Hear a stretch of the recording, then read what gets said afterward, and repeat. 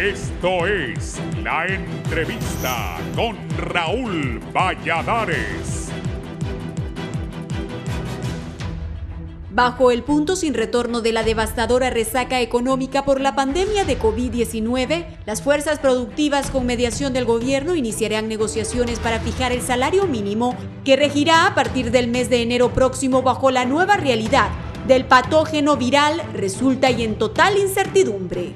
El Banco Central de Honduras reciente informó que la tasa de variación anual de índice de precios al consumidor al mes de septiembre de 2020 ha sido de 3,4%, 2 décimas superior a la del mes anterior. Asimismo, la variación mensual del índice de precios al consumo ha sido de 0,3%, de forma que la inflación acumulada en 2020 es apenas 2,4%, según el Banco Estatal. Fríos números que contrastan con la escasez y el costo de los productos de consumo básico en barrios, colonias y comunidades en todo el país. A inicio de este año, el Consejo Hondureño de la Empresa Privada sugirió a todos los sectores que negocian el incremento al salario mínimo que permitan nuevos mecanismos de fijación. De continuar con la misma forma de negociación, se pueden agravar las distorsiones existentes en el mercado laboral, tales como que el salario mínimo se constituya en un techo, estando en la actualidad por encima del salario promedio de la población asalariada, lo que deriva la informalidad y subempleo,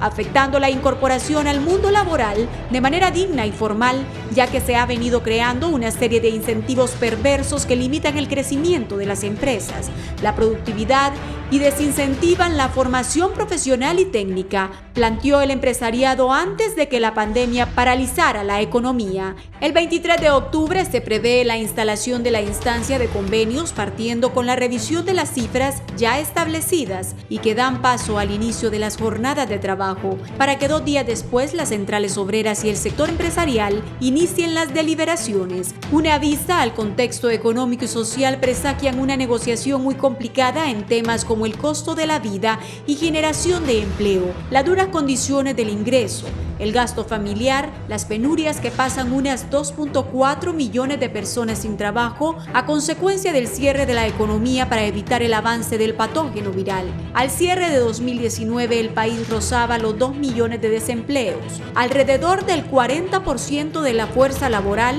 agravado por el cierre de pequeños negocios por las restricciones recomendadas por la Organización Mundial de la Salud y el Sistema Nacional de Gestión de Riesgos SINAGER, desde el 12 de marzo anterior, cuando se declaró la alerta roja y toque de queda. Representantes del sector microempresarial, que constituye cerca del 60% de la mano de obra en el país, han expresado su profunda preocupación por el mazazo demoledor con el cierre de más de 100,000 pequeños negocios. Unos 250,000 trabajadores formales están suspendidos de sus labores y casos tan dramáticos como el del departamento de Choluteca, donde el 40% de los negocios han cerrado operaciones. Cifras frescas de inflación del Banco Central de Honduras muestran un bajo crecimiento del costo de la vida, imagen que economistas del Foro Social de la Deuda Externa y Desarrollo de Honduras, FOSDE, desestiman, pues lo que se evidencia es el poco circulante en gran parte de la población económicamente activa y el bajo consumo de las familias. La negociación será atípica. Los empresarios van a llegar con una posición de que no haya aumento al salario mínimo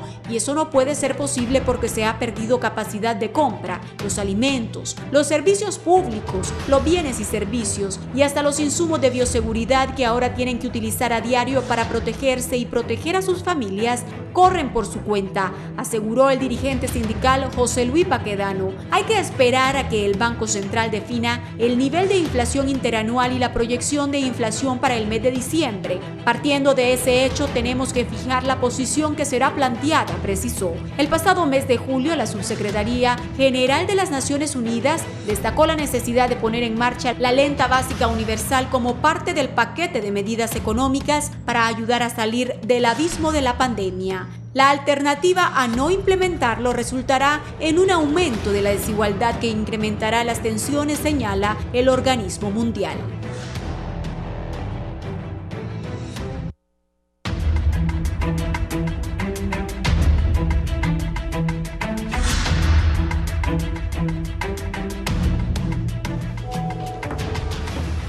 Buenos días, bienvenidos a la entrevista de Canal 11 y Radio Visión Honduras. Es un gusto que estén con nosotros.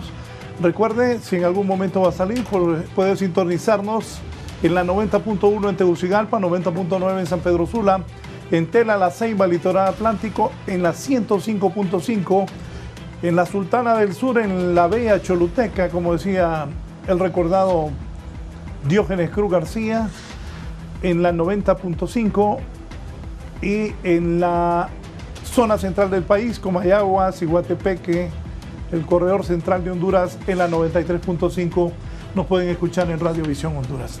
El gobierno ha llamado a dialogar a los empresarios y a los trabajadores y gobierno sobre el nuevo salario mínimo. Hoy tengo dos históricos dirigentes del sector trabajador del país para que hablemos de este nuevo salario mínimo.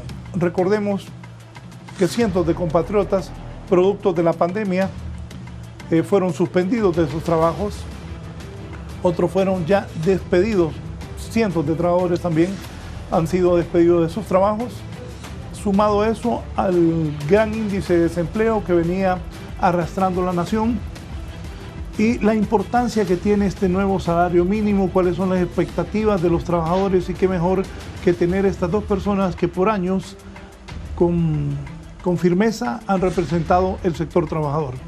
Saludo a don Daniel Durón, el secretario general de la Central General de Trabajadores. Daniel, bienvenido, buenos días.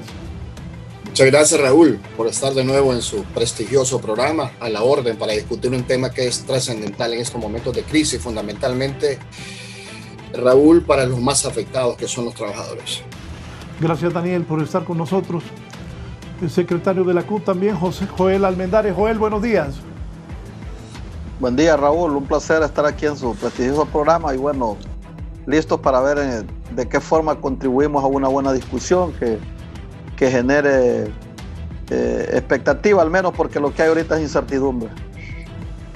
Sí, ante esa incertidumbre, la convocatoria a negociaciones para fijar un nuevo salario mínimo, ¿cuál es la diferencia, Daniel, Joel, de años anteriores a este 2020 que estamos con los problemas que ya relaté y que la pandemia continúa? Se suma el problema del dengue también que está matando hondureños. Todo esto no lo podemos obviar ante esta nueva convocatoria para hablar de mejoras para el trabajador. Daniel, inicialmente.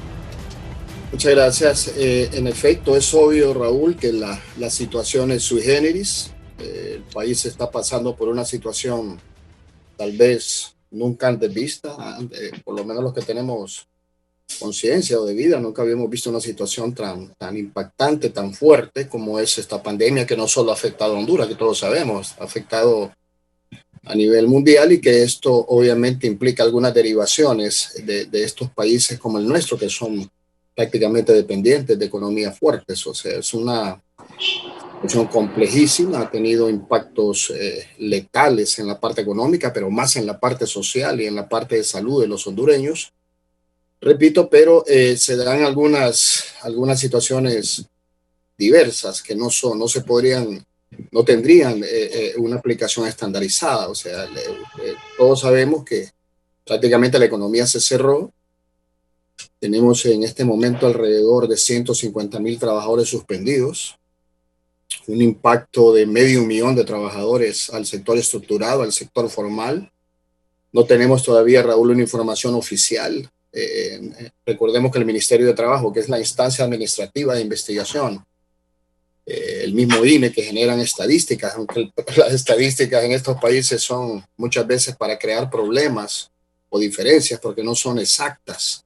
Pero no tenemos una información oficial del impacto más que una recopilación de informaciones adicionales y repito, tenemos un impacto fuerte, arriba de 500,000 de trabajadores en el sector estructurado, no digamos la situación en que se encuentra el sector informal de la economía, que está prácticamente en calamidad doméstica, el sector agrícola, que Dios está maravilloso, que fue un invierno bastante importante y por lo menos está produciendo los granos básicos, que es de lo que históricamente el país vive y consume. Entonces, tenemos que aceptar que hay una situación difícil, diferente, pero como dije al principio, Raúl, el impacto no ha sido general, no ha sido estandarizado.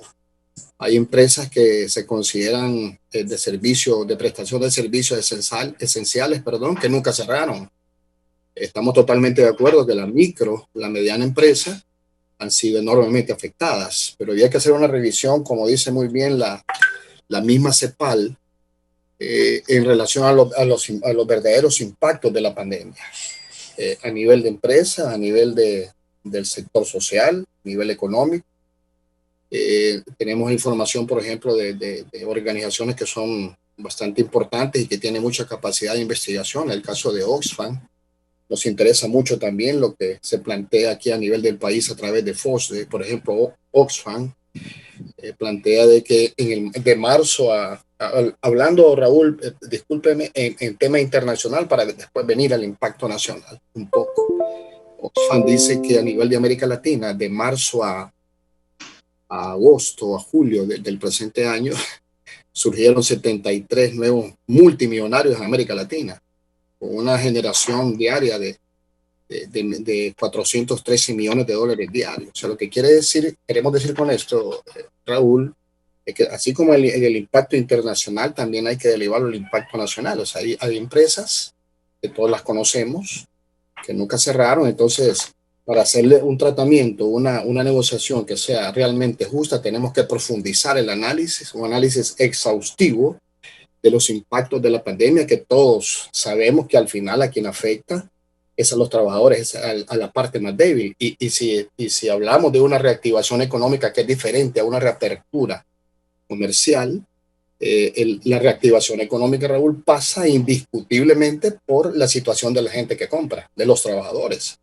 O sea, no puede haber una reactivación económica si la gente no puede comprar. Por eso hemos venido promocionando esta propuesta de la Organización Mundial de la Salud que se llama un ingreso básico familiar, que es bien interesante discutirlo. Y ahorita, propiamente en esta circunstancia que se está analizando o que se está discutiendo el próximo, o que ya se aprobó, no sé, el próximo presupuesto nacional para el año 2021, que tenemos algunas inquietudes y unas dudas sobre realmente si la incursión o la conformación de este presupuesto para el año 2021 responde básicamente a lo social, que es el tema de fondo en este momento. La reactivación económica es una cosa, pero no hay reactivación económica si no hay una reactivación social.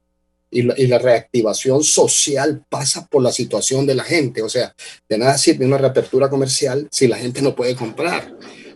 Me voy a quedar en esta parte aquí, Raúl. Usted va a varios lugares ahorita y encuentra de que el inventario en algunos casos no se ha movido, entonces hay descuentos, pero también hay que revisar, termino aquí, cómo les fue a algunas empresas con este nuevo método de comercial que es el teletrabajo, es la venta virtual.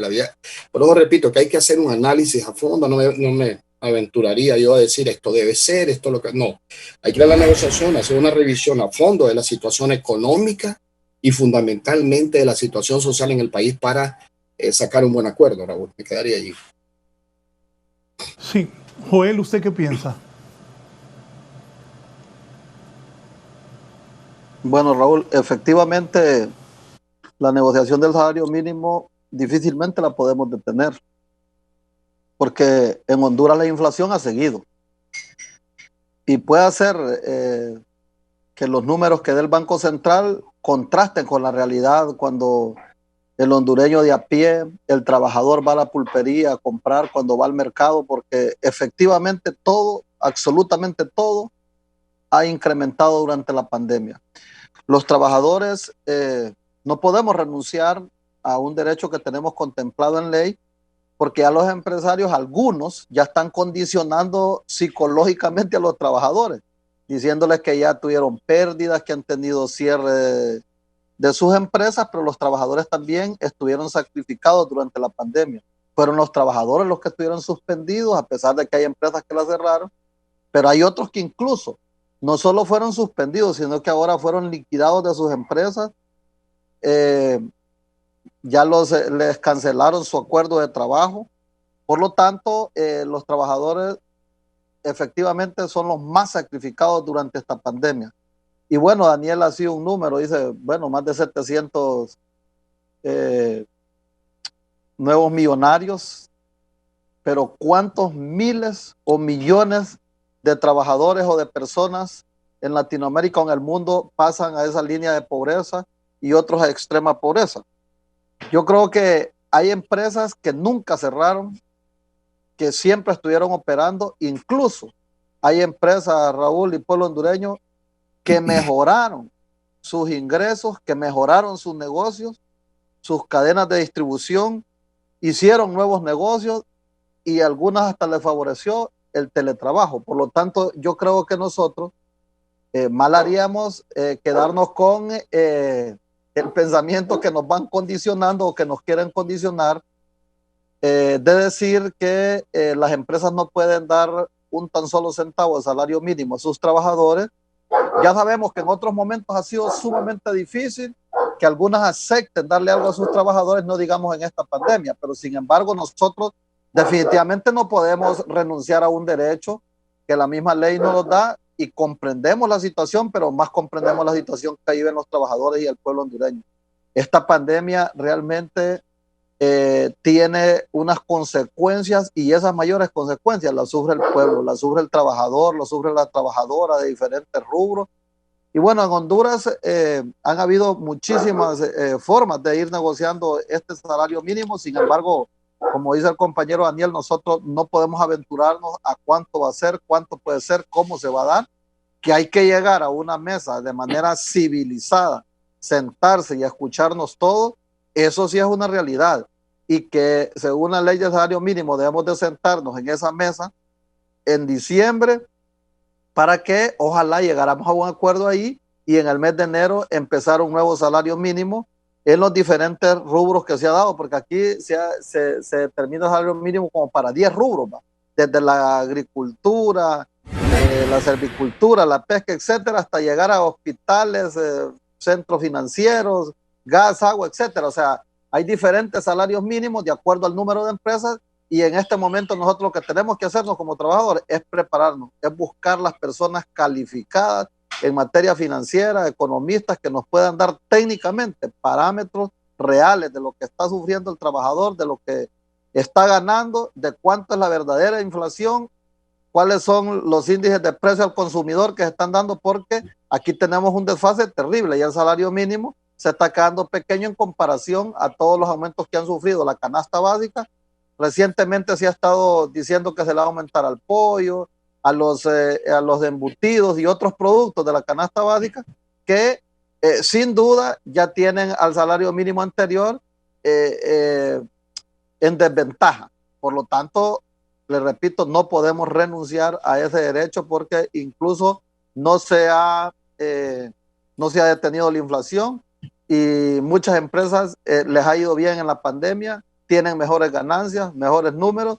Que lo demuestre entre el azar o algo es distinto, pero que han mejorado, sí. Entendemos que la micro y la pequeña empresa es la más sacrificada en este momento y es la que más genera empleo, eso sí hay que decirlo. Pero entonces el gobierno debe enfocar sus esfuerzos para la micro y la pequeña empresa, ver cómo le puede ayudar a que se reactiven estas empresas, y de hecho se puede reactivar la economía en el país. Por los momentos seguiremos después ahondando en el tema.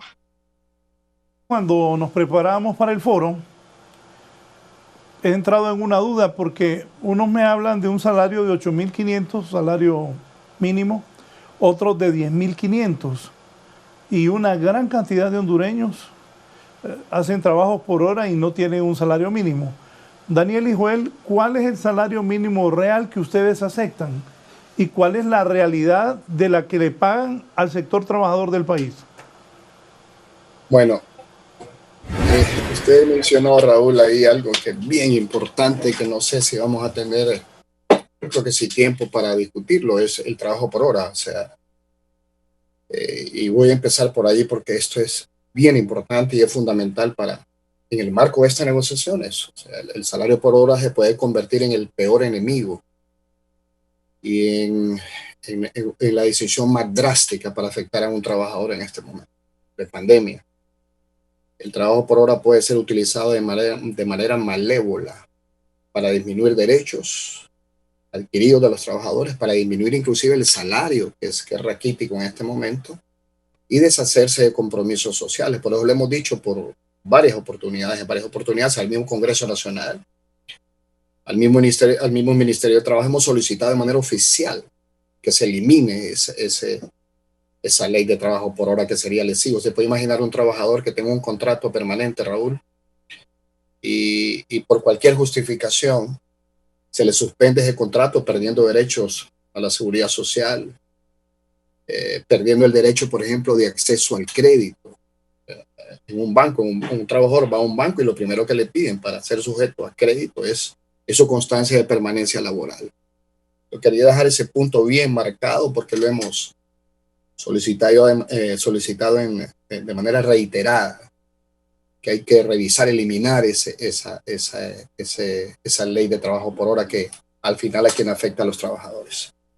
Honduras tiene más o menos unas 10 escalas salariales, como decía muy bien Joel, y normalmente lo que hacemos nosotros es promediar el salario. Pero hay unos datos bien importantes, Raúl.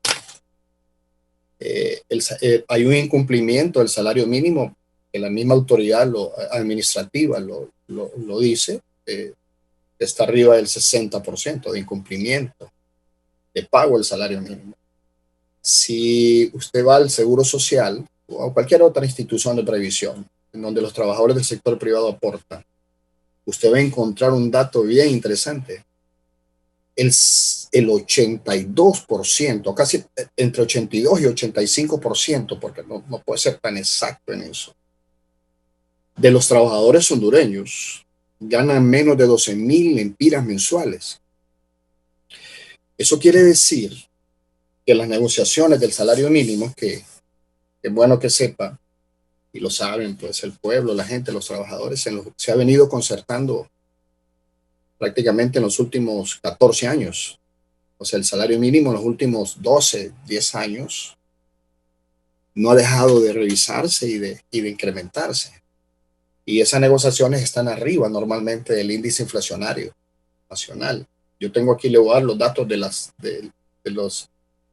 estos 2 años últimos que se negociaron y se concertaron los salarios por 2 años. Y la modalidad también que se adoptó últimamente fue las negociaciones plurianuales, que me parece a mí que es bien importante hacerlo, así como lo hizo la Maquila. La Maquila negoció por 5 años y que por primera vez se da que un sector de la producción nacional, como es el sector Maquila, negocia ellos mismos. Ahí tenemos el 62% de trabajadores organizados en sindicatos, por lo que es obvio decir que no son los sindicatos el problema de las empresas, porque el salario no es el principal el costo operativo más importante de las empresas. Después lo vamos a desparramar.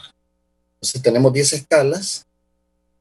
Hemos logrado un promedio salariales, porque para nosotros lo debiesen existir 2 o 3 escalas, pero aquí tenemos salarios en la parte agrícola, tenemos una calificación de empresas de 1 a 10 trabajadores, que es la microempresa, de 11 a 50 trabajadores, que es la mediana, la pequeña empresa, de 51 a 150 trabajadores, que es la mediana empresa, y de 151 en adelante, Raúl, es la empresa grande.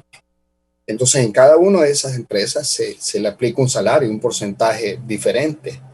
Por ejemplo, el año del 2000, empiezo con el sector agrícola, y el salario más alto está en el sector financiero y en el sector exportador minero. Hay unos salarios que son los más altos. Entonces, nosotros planteamos que ¿para qué tener tantas escalas? Si la aplicación general del salario no tiene que tener para nosotros no debe tener diferencias ni de tamaño de la empresa ni de cantidad de trabajadores, porque el salario mínimo es universal. El salario mínimo es para que una persona pueda sobrevivir, porque una cosa es el estado resultado económico de una empresa y otra cosa es el estado humano, el estado resultado humano de una persona. Entonces no puede haber diferencias. O sea, la cantidad de ingresos que debe tener una persona en su parte mínima de aplicación no debe tener diferencia ni de tamaño de empresa ni cantidad de trabajadores. Entonces el salario mínimo que tenemos en este momento promedio, porque son 10 escalas, inclusive ahí se habla también de las zonas libres que tienen su propia estructura salarial, su propio rango salariales. Yo creo que el promedio está en unos 6,400, 6,500 lempiras mensual, el promedio, Raúl. El problema que tenemos, como dije antes, es el 62% de incumplimiento al salario. Pero ¿por qué tenemos que negociar salario independientemente que lo cumplan o no? Porque ese es un problema que le hemos venido diciendo por años. Mire, nosotros quisimos meter en la negociación anterior el Ministerio Público para que fuera vigilante y que fuera también supervisor del cumplimiento de una ley, que es el salario mínimo, y no se pudo. Porque el salario mínimo es un elemento legal, o sea, un trabajador le está incumpliendo o no, porque aquí tenemos otro problema también que es gravísimo. ¿Para qué negociamos salarios mínimos? Dice alguna gente. Si hay es libre mercado, una economía libre mercado, absurdo. Pues bueno, no negociemos salario mínimo, entonces permítanle a todos los trabajadores que tengan organización sindical que se organicen, porque el salario mínimo se le aplica a aquellos trabajadores que no tienen sindicato, que no están organizados, que son alrededor de 600,000 trabajadores, Raúl, que se benefician directamente de este salario mínimo. Entonces, al no cumplirlo, o el trabajador tiene una gran opción, que mire, es cierto, usted no me estaba pagando el salario mínimo, pero en el momento de una demanda, o sea, la aplicación legal del cálculo de sus derechos tiene que hacerse conforme a lo que está acordado. Eso podría ser un beneficio importante. Entonces hemos planteado reducir las escalas. No sé si en este momento se podrá hacer, pero dos términos bien importantes, dos cantidades. El 82%, 84% de trabajadores asalariados ganan menos de 12,000 lempiras mensuales. Y tenemos un salario promedio de 6,400. En la parte agrícola el salario está de 4,000. Y el otro tema es, Raúl, que nosotros estamos negociando todos los años el salario mínimo. Pues hay un trabajador, digamos, en el sector financiero, las empresas que, digamos, los bancos o los bienes, las empresas de 151 trabajadores en adelante, está ganando 12,357 lempiras. Es la más alta. ¿Qué pasa? Como el salario mínimo no presiona la estructura salarial, o sea, porque no son incrementos generales, no son aumentos generales como sucede en otros sectores, como hemos logrado en el sector público los últimos 6 años. Después de un tiempo que no se negociaban los salarios de los trabajadores públicos, estuvieron como 6 años. Empezamos a revisarlos y los últimos 6 años se ha logrado ajustes salariales estándares. En el sector privado no sucede esto. Entonces, ¿qué pasa? Un trabajador que tiene un salario mínimo en el sistema bancario o en la construcción, en la electricidad, digamos, 6,000, 7,000, 8,000 lempiras. Un trabajador de primer ingreso tiene que ganar ese salario, el salario mínimo legalmente establecido, pero hay trabajadores que tienen 10, 15, 20 años, que están en esa empresa y que pueden estar en ese rango salarial, o sea, o ganar 100 lempiras más, 200 lempiras más, lo que quiere decir que si la estructura salarial es tan rígida, que eso impacta en la economía, eso impacta en esta reactivación económica. Obviamente, indiscutiblemente, eso impacta directamente en esta propuesta de reactivación económica, el nivel de ingreso de la gente. Entonces, hay gente que tiene 10, 15 años que perdió la antigüedad. O sea, que está en ese rango de diferencia de 100, 200 lempiras en relación al salario mínimo oficialmente establecido. O sea, tenemos un problema estructural en el país. Y voy a terminar esta parte. No es cierto, nosotros no aceptamos que el principal problema de las empresas, porque vemos que se centra en el tema del salario, el principal problema es el empleo, obviamente. La movilidad social que nos genera el salario. Si el trabajador no tiene un buen ingreso salarial, un trabajo digno, no es cierto que haya movilidad social. Por eso tenemos esos crecimientos macroeconómicos los últimos 10 años, 5 años, pongámosle que llegó por casi 30% de crecimiento macroeconómico. Y la pobreza se profundizó, aumentó. Entonces, si bien es cierto, el tema económico, la pobreza, el desarrollo del país se marca por los empleos, pero no simplemente por la generación de empleo. Si no hay un ingreso que le permita al trabajador tener una vida digna y generar movilidad social, como lo hablamos el otro día en el sector café, entonces vamos a estar exactamente en la misma condición. Entonces el salario mínimo se convierte en una negociación casi como de defensa de los trabajadores. Mire, tenemos que negociar salarios mínimos, independientemente de lo que esto genere, porque si no, entonces la pobreza se va a ir profundizando todavía más. Raúl, tenemos casi ya el 65%. Además de crecimiento. Y cuando hablo de crecimiento, crece el gobierno, crece macroeconómicamente, la cifra que conocemos. Y eso significa que las empresas crecen. No hay crecimiento macroeconómico. Pero, ¿dónde está la derivación de ese crecimiento en relación a la gente? ¿Cómo es esa enorme contradicción de que es que el salario mínimo destruye las empresas? No es cierto. Aquí, el impacto más fuerte que tienen las empresas, ustedes lo saben, Raúl, son los impuestos. La gente, los impuestos. La energía eléctrica más cara de Centroamérica. Préstamos durísimos a los micro, a los pequeños empresarios. Los alquileres. Si hay algo que debemos de enfrentar con el sector, no enfrentarlo, discutirlo con el sector privado seriamente, con el mismo gobierno. Mire, en la medida que nosotros estemos atacando los ingresos de la gente, en esa medida estamos restringiendo la reapertura o el fortalecimiento económico del país. Eso no es discurso, eso está probado. Eso todo el mundo lo conoce. Entonces, esas son las discusiones que queremos hacer. Porque de lo contrario, el salario mínimo se vuelve un discurso. Y que antes, por lo menos yo creo que hemos madurado muchísimo en eso, Joel lo sabe. En la capacidad de propuesta técnica, de análisis por parte del sector social. Ya no, se acuerda que antes íbamos el 100% los trabajadores y el 0% los empresarios. Este es un tema de análisis en función de que la crisis, Raúl, la crisis ha afectado. La pandemia es el 80% de la población. Está realmente en situaciones de crisis. Imagínense, estamos hablando de los asalariados. Imagínense la gente que vende en el mercado. ¿Qué está haciendo ahorita para sobrevivir? Y es verdad, hay que decirlo. Hay que pensar en todos esos esquemas, en todas esas situaciones estructurales que tiene el país para que le demos un tratamiento prudente, si se quiere serio, para que podamos entre todos sacar adelante la crisis en que estamos en este momento. De hecho, en este momento hay tomas en el mercado Zonal Belén de la gente protestando porque necesita vender para poder llevar alimento a su casa. Joel, ¿qué más hay que agregar a este análisis y realidades que está hablando Daniel de la situación que viven los trabajadores en el país? Porque más adelante vamos a ir ampliando sobre también algunas posiciones que he escuchado ya, que algunos empresarios dicen que van a mantener los salarios para no despedir, pero no están hablando de incremento al salario mínimo. Joel. Raúl, los empresarios, aunque no haya pandemia, siempre dicen que van a despedir y que van a correr a los trabajadores si le aumentan el salario mínimo. Esa es una canción vieja de mucho.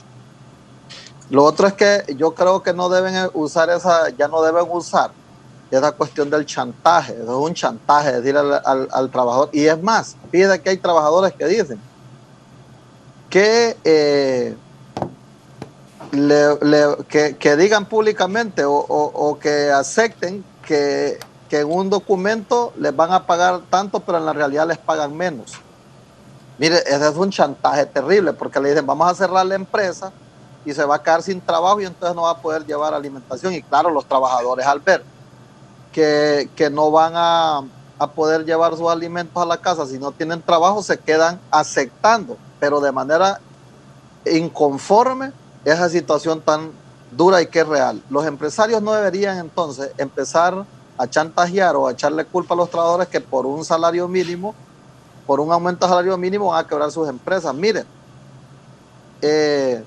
ya Daniel señalaba, las empresas, y se ha ido calificando, y mire usted que las empresas, las microempresas, que es de 1 a 10, solo se le aumentó el 5%, igual a la pequeña empresa, pero los trabajadores de esa microempresa y esa pequeña empresa, no es cierto que compran a menos precio los productos de la canasta básica, igual los compran el de la micro y pequeña empresa que gana menos y que solo se le aumentó un 5% para este año 2020, igual compra sus productos de la canasta básica, los frijoles, el arroz, que el que gana más. Mire, y usted decía, ¿cuál es el salario mínimo real? El salario mínimo, el menor, está en la agricultura, que es de 6.762 lempiras con 70 centavos. A esos trabajadores, para este 2020, solo se les logró aumentar 225 lempiras con 42 centavos. O sea que ganan 28 lempiras con 18 centavos la hora. ¿Qué significa eso? Que hay que revisar, porque muchos se están poniendo y que son de la agricultura, pero no son cualquier empresa, Raúl. Si usted habla de las bananeras, exportan y venden en dólares. Claro, le generan divisas al Estado, pero no es cualquier agricultura. No estamos hablando de una finquita, estamos hablando de transnacionales. Y quizás puedan tener pocos trabajadores o muchos trabajadores. Y ahí en ese sector de la agricultura, el salario mínimo mayor, el mayor en la agricultura, en la silvicultura, la pesca, la caza, el salario mínimo mayor es de 8.211 lempiras con 30 centavos. A esos trabajadores para el año 2020 se les aumentó 273 lempiras con 71 centavos. ¿Qué significa? Y eso es lo que le decía. Yo creo que las empresas que producen melón, banano, caña de azúcar son de la agricultura. Y esas empresas venden en dólares al extranjero. No pueden estar siendo tan tacaños en estarles aumentando 273 lempiras a los trabajadores. Y claro, nosotros sí tenemos efectivamente que hacer una revisión exhaustiva de esos salarios mínimos para el próximo negociación, porque le digo, no es lo mismo hablar de una pequeña finca que hablar de estos que son grandes exportadores en potencia y que son capitales transnacionales que venden en dólares y pagan el salario mínimo en simples lempiras devaluados, desplumados, como decimos por acá en los pueblos.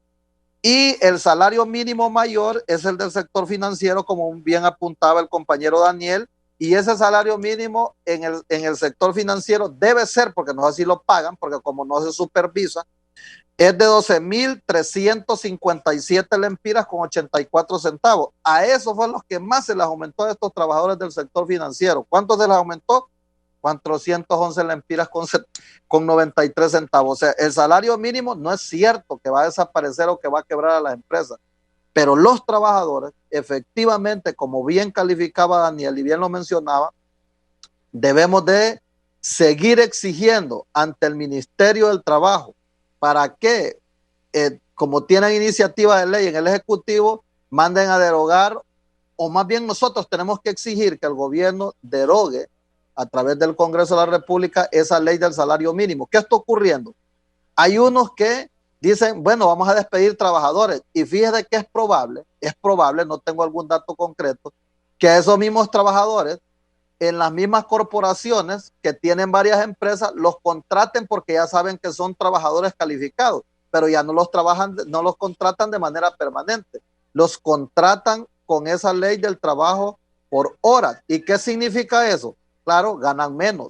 Si trabajaba 8 horas, hoy lo contratan por 4 horas, por 5 horas. ¿Qué significa eso? Que aunque la ley no lo diga, porque la ley del trabajo por hora dice que deben de pagarle al seguro social y otros beneficios, pero no lo hacen. ¿Sabe por qué? El mismo trabajador llega a la conclusión que si gana poco, ¿cómo va a aceptar que le hagan deducciones si lo que gana no le ajusta ni siquiera para llegar lo mínimo a la casa, mucho menos para mandar sus hijos a la escuela? Entonces lo que nos están haciendo, nosotros por eso decimos, si los legisladores, si el Congreso, si el gobierno realmente piensa en el pueblo hondureño, debe ayudarnos a que se deroguen esa ley temporal por hora, porque eso le está haciendo un daño enorme al sector trabajador, al pueblo hondureño. Nadie va a vivir trabajando 4 horas al día, nadie, absolutamente nadie. Si ya tenemos problemas con los trabajadores que tienen un salario mínimo estable, no digamos con los que están ganando o trabajando unas cuantas horas. Eso es el primer paso que debemos, y yo creo que nosotros debemos de organizarnos y exigir la derogación de esa ley, que ya lo planteamos por escrito, y que el Ministerio del Trabajo tiene sendas cartas donde le hemos pedido que deroguen eso. Creo que el otro día hasta el CES lo llevamos, Daniel, ese documento donde pedimos que se derogue ese salario mínimo, y al Congreso de la República el salario, también le hacemos ese por llamado. hora, o el trabajo por hora. Si el trabajo por hora, correcto. Porque no podemos estar precarizando más el trabajo, no podemos seguir precarizando más la vida de los trabajadores. Nosotros decimos, sí debe haber empleo, pero empleo digno, empleo decente, no condicionado a trabajar unas pocas horas. Entonces, vea usted, tenemos que ponerle mucho ojo, Daniel, a esta negociación, a esa empresas que se hacen llamar de la agricultura, de la pesca. Las camaroneras no es que venden poco, ¿va? Venden en dólares también, ¿va? Y están en esos sectores. ¿Por qué? Yo les repito, el sector banano, el sector caña de azúcar, incluso el sector palmero en el país, no es que están en precariedad, son empleos que los trabajadores los hacen con mucha dignidad, pero que ganan menos. Ahí es donde el salario mínimo está más bajo. Y estamos hablando de empresas que tienen miles de trabajadores. ¿Y qué es lo que ocurre, Raúl? ¿Sabe cómo hacen? Tercerizan el trabajo. Usted va a una empresa de caña de azúcar, hay como 10 empresas, ¿sí?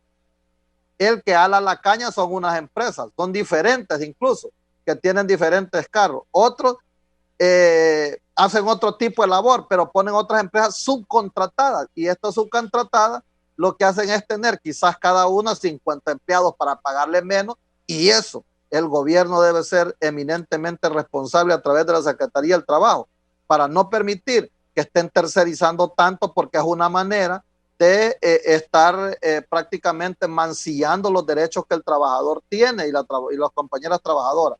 Entonces, en ese sentido, debemos de pronunciarnos y tener muchísimo cuidado cuando vayamos a negociar. Les repito, el salario mínimo mayor es el del sector financiero, que ojalá le estén pagando, porque con esos índices de incumplimiento del 62% que reportaban en el Ministerio del Trabajo, es increíble que nosotros estemos negociando salario mínimo y que las empresas no lo cumplan y que estén chantajeando al trabajador, que van a quebrar sus empresas, que las van a cerrar, simplemente porque le aumentan 225 lempiras o le aumentan 400 lempiras a los trabajadores y trabajadoras. Yo creo entonces que sí debemos de entender que hay una crisis, pero también los empresarios y el gobierno deben entender que la crisis la estamos pagando caro los trabajadores. Hemos sido los suspendidos, hemos sido los despedidos, hemos sido los que nos hemos quedado sin salario, porque vea, se aprobó un decreto, el 33-2020, muchas empresas, como es de forma voluntaria, ni siquiera se acogieron a esa ley, porque no se puso de manera obligatoria, sino voluntaria. Entonces los trabajadores se quedaron 2, 3, 4 meses y siguen algunos suspendidos sin salario. Y me decía a mí un empresario el otro día, pero mire cómo hemos aumentado el emprendedurismo, porque mira la gente vendiendo lichas en las esquinas, Raúl, porque lo mira vendiendo cebollas, chile dulce y de remate. Está pagando más impuestos que muchísimas empresas que son formales, porque todos los días le pasan la balanza, como decimos popularmente. Pasa una persona con una libretía dándole recibos, cobrándole 20 o 30 lempiras diarios porque vende los chilitos dulces, porque vende las baleaditas en la esquina, porque vende la cebolla, porque vende los aguacates, etcétera. Y ese es el gran emprendedurismo. ¿Qué significa? Que ese trabajador está pagando al mes 600 lempiras de impuestos a la municipalidad, que a saber si llega a las arcas de la municipalidad, porque solo andan un recibito en todas las esquinas y una persona cobrándole, que también hay que revisarlo. Yo exijo al Ministerio del Trabajo que supervise que las empresas paguen el salario mínimo acordado, que no es que es gran salario, pero que al menos ese pequeño salario que ganan por dar su fuerza laboral, su fuerza de trabajo, al menos se lo hagan llegar y que no sigan chantajeando a los trabajadores diciendo que van a quebrar sus empresas o que van a cerrar por eso. Las empresas quiebran o cierran, y les he escuchado los lamentos que tienen, es porque la energía eléctrica está al doble o al triple que hace algunos menos de 10 años, que como la pagaban. Los préstamos los están ahogando porque los intereses son demasiado altos. Entonces, eso es lo que el gobierno debe crear, una política crediticia para que puedan hacer. Y los otros son los impuestos. Esa es la mera realidad, que es lo que los tiene fregado a los empresarios, y la inseguridad ciudadana y la inseguridad jurídica que la sufrimos también los trabajadores, porque a la vuelta de la esquina no. Entonces, ¿qué quiere decir? Tenemos inseguridad ciudadana, entonces no tiene sentido que sigan invirtiendo grandes cantidades en defensa y seguridad si al pulpero lo extorsionan. Y mire, va a estar, escuché decir en un momento Rafael Medina, y yo le escuché decir a Rafael Medina, que es el director ejecutivo de la Cámara de Comercio de Tegucigalpa, que habían cerrado 1000 pulperías hace algún año en Tegucigalpa por el tema de la extorsión, pero eran 1000 empleos que tenían y eran 1000 familias que estaban viviendo esa pulpería, y se la cerraron por el tema de la extorsión. ¿Qué sentido tiene que invirtamos tanto dinero en defensa? Mejor invertamos o quitemos esos presupuestos un poco para fortalecer la micro y la pequeña empresa, que es la que ha estado sufriendo la mayor pandemia en este momento. Gracias. Y antes de la pausa, quiero la primera participación del ingeniero Germán Pérez, que es secretario de la ANDI, está con Shirley Martínez, allá en el norte del país. Shirley, buenos días, al igual que al ingeniero Germán Pérez. Han escuchado a los líderes trabajadores, el secretario general de la Central General de Trabajadores, don Daniel Durón, y don Joel Almendares, secretario general de la CUT. Adelante, Shirley. Buenos días, licenciado Valladares e invitados del foro La Entrevista. Ya me acompaña el ingeniero Germán Pérez, secretario regional de la Asociación Nacional de Industriales, para que nos brinde su criterio con respecto a que ya se aproximan las negociaciones con pues lo que sería el aumento del salario mínimo. Buenos días, ingeniero. Sí, muy buenos días. Mire, en relación a las negociaciones del salario mínimo, en primer lugar debe haber un diálogo de altura.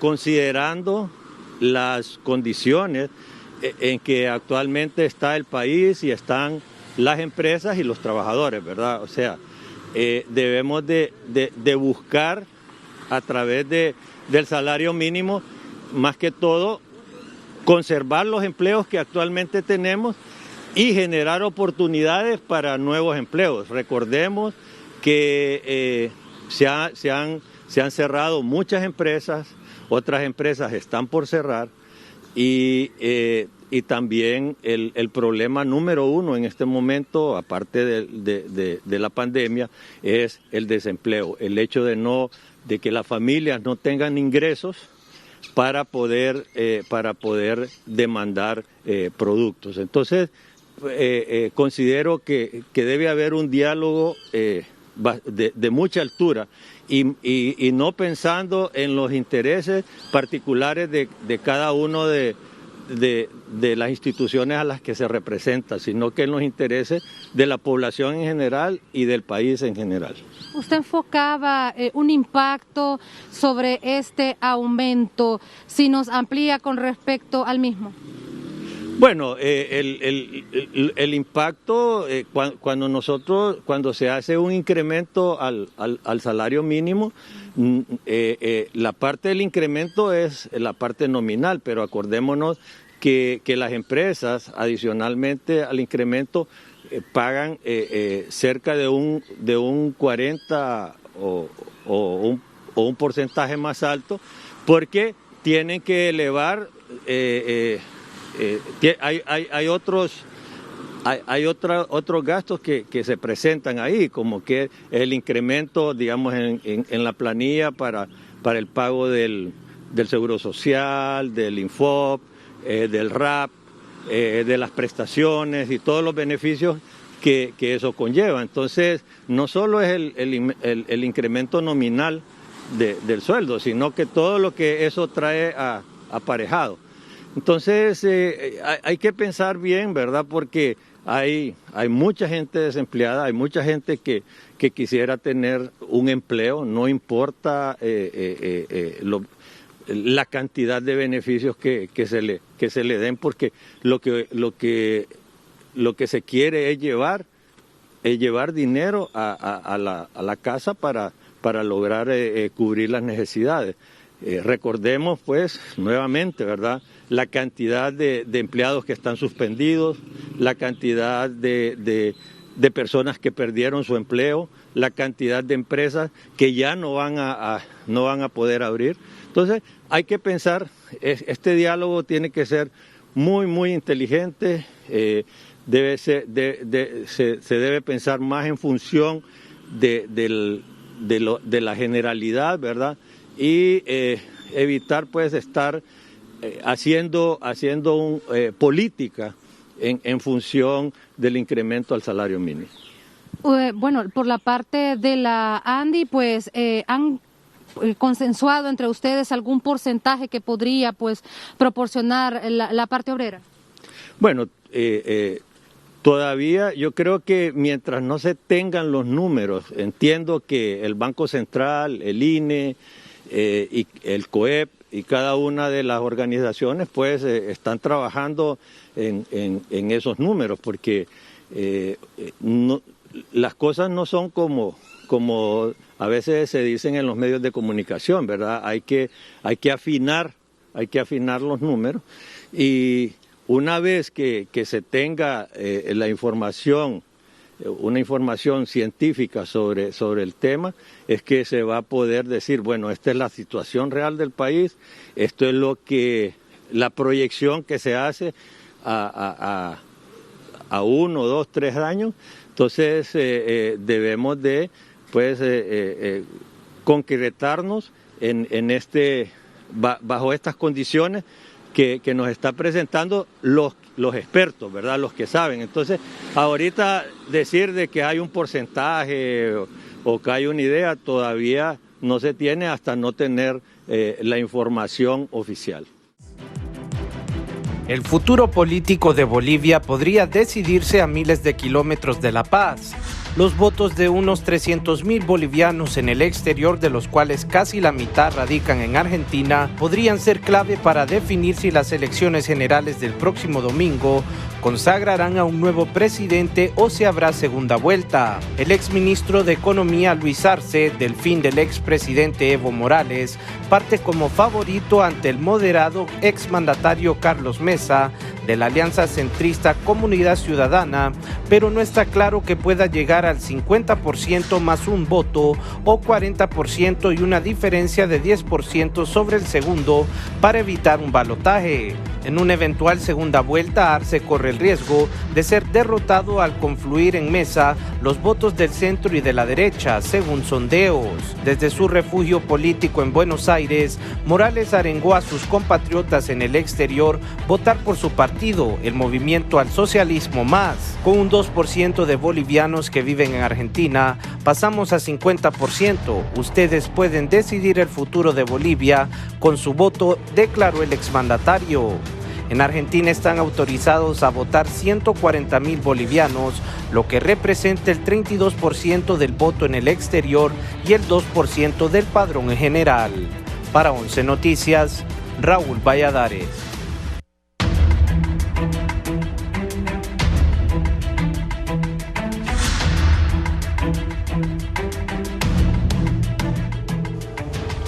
Y continuamos.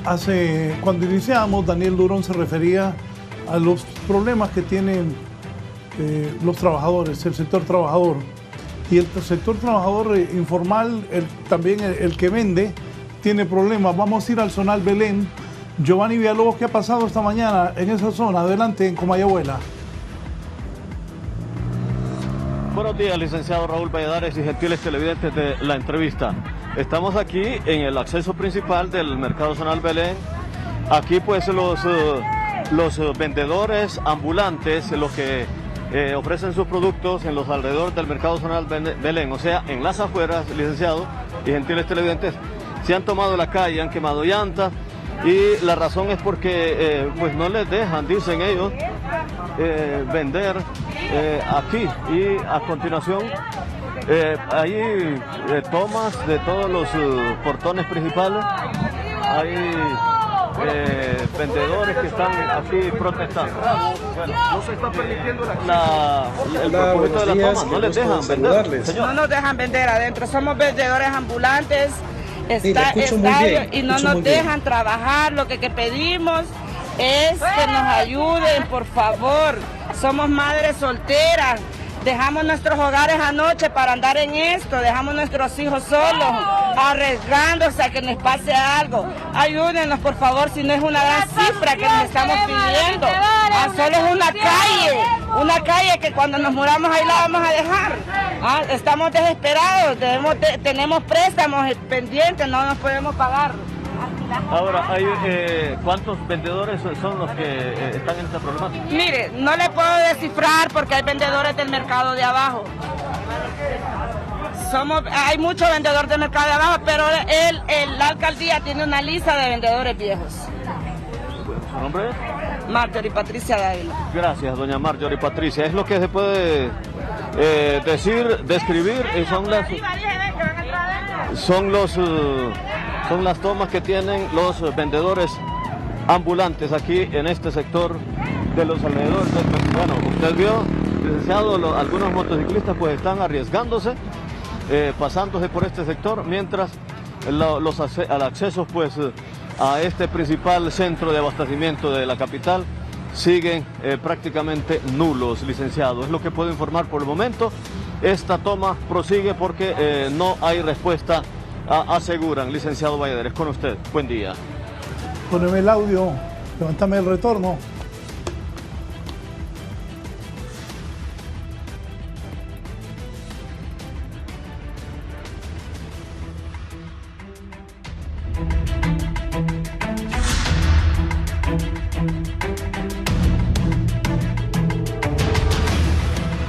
Bien, así están las cosas en el Zonal Belén. Ya le voy a preguntar a Daniel Durón y también a Joel Almendares qué piensan de esto. Y está con nosotros también el ministro Olvin Villalobos.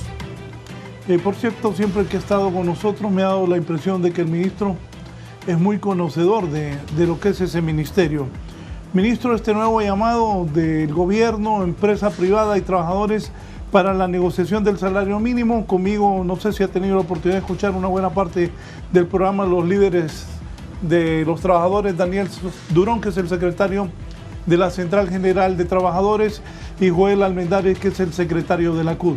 Ministro, bienvenido. ¿Qué nos puede decir? ¿Qué puede hablar con mis invitados del sector trabajador esta mañana de esta convocatoria para tratar de ir concertando un nuevo salario mínimo en estos momentos tan difíciles de pandemia, que tanto hondureño ha quedado sin trabajo, otros todavía siguen suspendidos y muchísimos despedidos, y la mayor cantidad de personas desempleadas en la historia del país? Ministro. Muy buenos días, Raúl. Me complace enormemente participar en este programa. Muy contento de poder saludarle esta mañana a usted y a su inmensa auditorio. También me complace saludar a don Daniel Durón y a don Joel Almendares, extraordinarios líderes del sector trabajador, con quien también nos complace trabajar desde el ministerio. En efecto, Raúl, y ante su consulta, tenemos una ley del salario mínimo. La ley del salario mínimo establece que se debe de fijar o revisar el salario mínimo cada año, y esto se debe de realizar en el mes de diciembre, para lo cual se debe de instaurar una comisión negociadora. Esta comisión negociadora debe estar integrada de forma tripartita por el sector privado, sector trabajador y sector gobierno.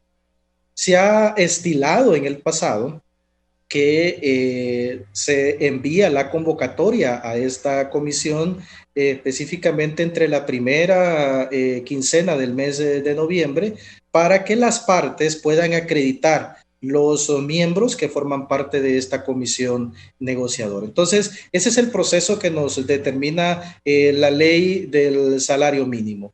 Ahora, es evidente que estamos en medio de una situación bien compleja.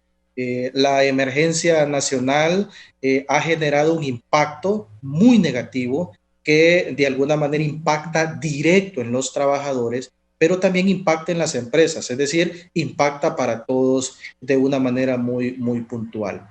Pero también hemos visto que una madurez impresionante y una responsabilidad extraordinaria entre los líderes de los trabajadores y los líderes de la empresa privada, quienes en momentos tan difíciles, y la historia nos confirma que en momentos tan difíciles, aún en medio de situaciones tan complejas, han logrado sentarse a pactar acuerdos que de alguna manera vienen a generar un posicionamiento de beneficio para ambas partes. Si bien es cierto, la ley del salario mínimo establece una revisión cada año, pero es justamente esa madurez y esa responsabilidad de los líderes que nos ha permitido que en años anteriores el pacto se realice por 2 años o por más años, ¿verdad? La fijación de un salario mínimo. Eso ha sido producto de esa madurez, de ese diálogo y de esa responsabilidad en la cual hemos sido sujetos en estos últimos años. Por eso nos agrada mucho que vamos a llegar a un proceso muy especial, muy difícil, pero con esa madurez y ese profesionalismo de los sectores que los caracteriza.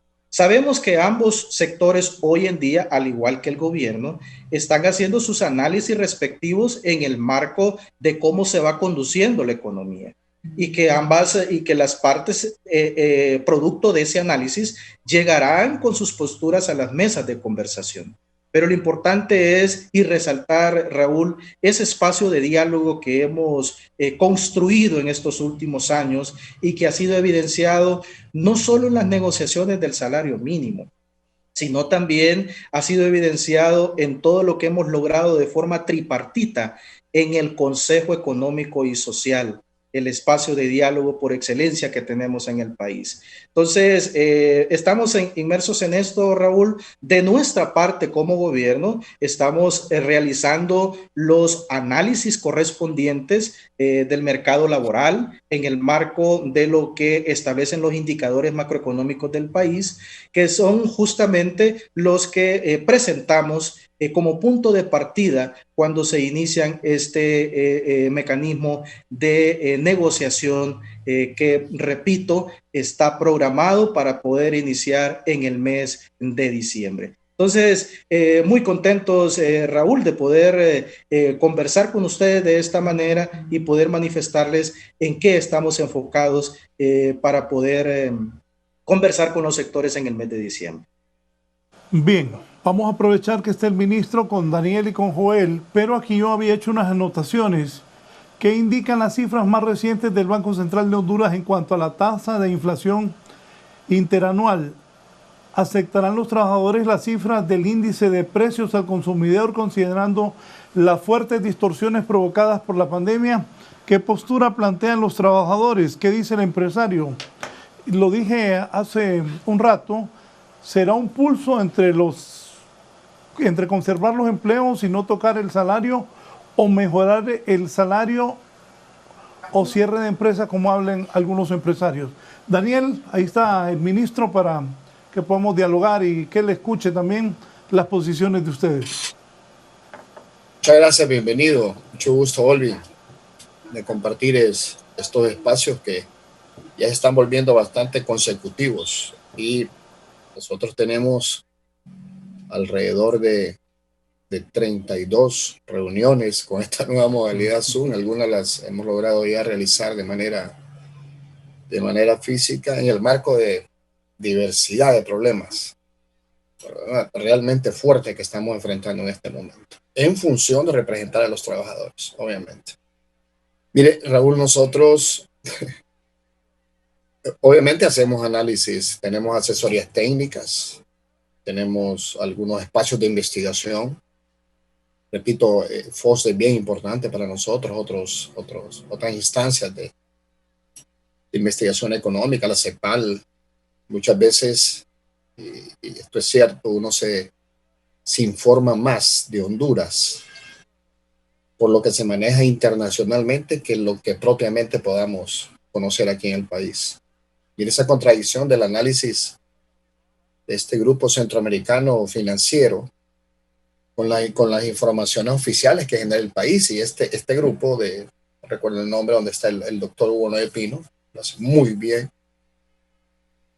que son succiones de informaciones nacionales en relación al presupuesto, a la inflación, al déficit fiscal, al endeudamiento, y no contrastan con la información que tenemos aquí, siendo derivaciones de informaciones oficiales.